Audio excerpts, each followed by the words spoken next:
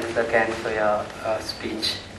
Okay, now let's welcome another speaker, Ning Ding, the president of Association of Chinese Students and Scholars.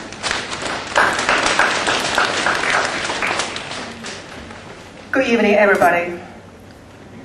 I think these days, all Chinese, no matter in China or out of China, keep a close eye on the news.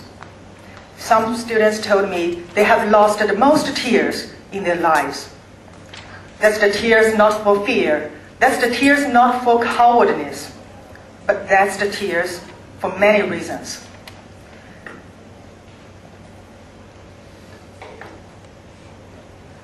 We are severely hit by a massive destruction. On May 12, 2008, the history will remember this moment.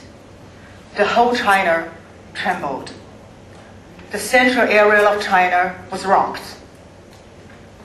The previous peaceful villagers disappeared.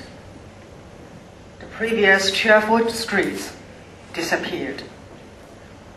The former schools with happy children playing basketball on the playground disappeared.